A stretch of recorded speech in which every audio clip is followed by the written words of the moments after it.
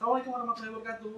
Before you continue this video, I'd like to tell you that the second volume of our art book, the Book of Illustrated of Quran, can be ordered right now. You can support us by buying this book for your niece and nephew. Link in the description below. Assalamualaikum.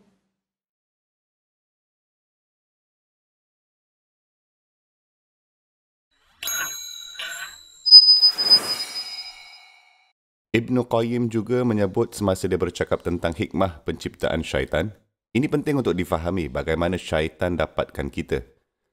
Hanya untuk meringkaskan beberapa perkara utama secara ringkas, jelas dari taktik sederhana syaitan adalah taktik untuk menyebabkan kita lupa, menyebabkan kita lalai, dan ini adalah alhamdulillah kami bersyukur kepada Allah bahawa jika syaitan berjaya, kita tidak bertanggungjawab sekiranya kita melupakan sesuatu. Jadi taktik syaitan ini adalah dia menyebabkan kita tidak memikirkan masa untuk membuat solah.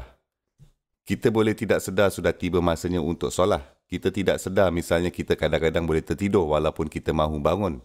Syaitan mungkin dapat membantu kita dalam terbabas kerana tidur. Kita tak dapat nak bangun. Bila-bila masa ini berlaku, ia dari syaitan. Ada peristiwa sekali itu dalam hidup Nabi SAW, beliau terbabas tidur dan terlepas fajar. Itu adalah hikmah Allah.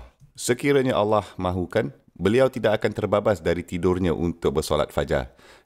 Dan beliau tertidur dan terlepas fajar kerana dari pertempuran sehari sebelumnya. Dan askar-askar letih, mereka tidur lewat malam.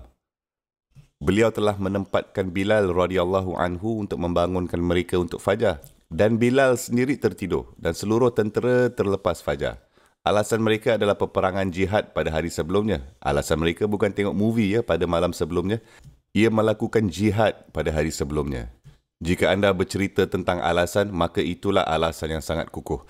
Nabi SAW bangun dan berkata, ini adalah kawasan di mana syaitan begitu dan begitu juga. Kita akan bergerak ke tempat lain.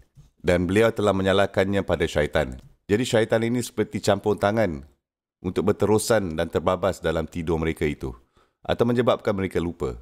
Dalam surah Al-Kahf, وَمَا أَنْسَانِهُ إِلَّا الشَّيْطَانُ أَنْ أَذْكُرَهُ. Syaitan telah menyebabkan aku lupa. Jadi taktik syaitan yang macam ini, walaupun ia berkesan dalam erti kata bahawa kita tidak melakukan perbuatan baik itu, kita tidak akan dipertanggungjawabkan. Dan Allah SWT akan mengabaikan dan mengampuni. Tapi sudah tentu taktik utama syaitan adalah waswasah. Dan itu adalah berbisik. Waswasah bermaksud berbisik. Dan waswasa syaitan ini, ia adalah untuk menanam di hati kita idea yang tidak seharusnya ada di situ. Dan ini adalah taktik yang sangat jahat. Fikirkan mengenainya. Hati kita suci. Kita tidak mahu ingkar kepada Allah SWT. Hati kita telah diciptakan untuk menyembah Allah SWT. Laqad khalaqnal insana fi ahsani taqwim.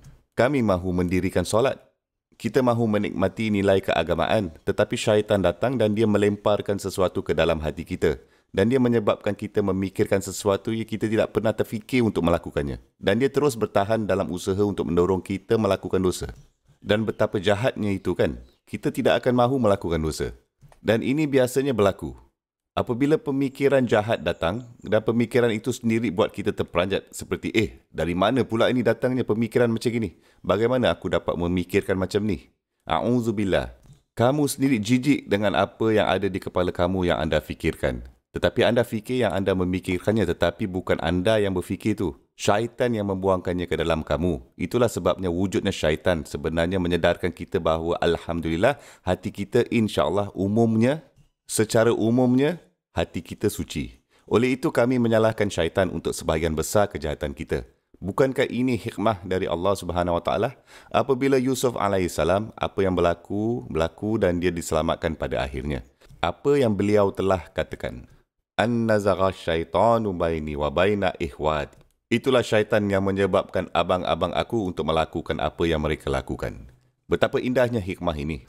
Dan Ibn Qayyim menyebutkan perkara ini bahawa kita menyalahkan syaitan atas kejahatan. Bukan abang saya yang melakukan ini, syaitan menyebabkan dia yang melakukannya. Taktik yang indah kan bahawa anda menyalahkan syaitan kerana dia layak dipersalahkan. Dialah yang melakukannya. Maka kemarahan anda bukan pada saudara Muslim anda. Kemarahan anda bukan kepada seseorang yang melakukan sesuatu. Sebaliknya, pada syaitan yang membisikkan kepada mereka. Yang melakukan waswasa itu.